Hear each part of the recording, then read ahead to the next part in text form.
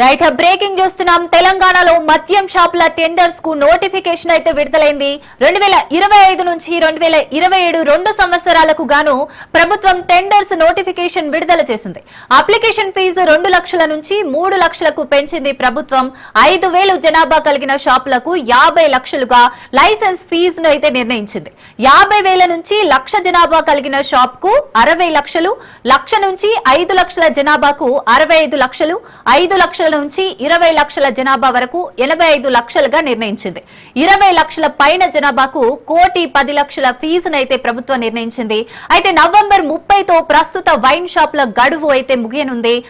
December 1 నుంచి నూతన మద్యం షాపులు అమల్లోకి రానున్నాయి. అయితే గౌడ్స్, ఎస్టీలకు షాపుల టెండర్లలో ప్రత్యేక రిజర్వేషన్ కల్పించారు. గౌడ్స్ కు 15%, ఎస్సీలకు 10%, ఎస్టీలకు 5% రిజర్వేషన్ అయితే కల్పించారు.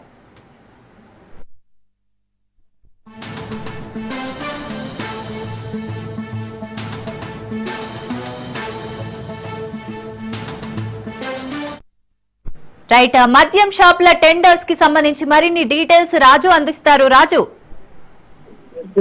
తెలంగాణలో 2025, 2027 2 సంవత్సరాలకు గాను మద్యం షాపుల టెండర్లకు సంబంధించి రాష్ట్ర ప్రభుత్వం నోటిఫికేషన్ అయితే జారీ చేయడం జరిగింది. 2 సంవత్సరాల పాటు కూడా ఈ యొక్క కొత్త మద్యం షాపులు మనుగడలో ఉంటాయి. సో ప్రస్తుతం ఎగ్జిస్టింగ్ ఉన్నటువంటి మద్యం షాపులు ఏవైతే ఉన్నాయో ఈ మద్యం షాపులు ఈ సంవత్సరం నవంబర్ 30వ తేదీతోటి ముగుస్తా ఉన్నాయి. డిసెంబర్ 1 నుంచి కూడా కొత్త మద్యం షాపులు కొత్తగా ఎవరైతే లైసెన్స్ దక్కించుకుంటారో సో వాళ్ళ షాపులు డిసెంబర్ 1 నుంచి కూడా ఇవి అమల్లోకి రాబోతున్నాయి.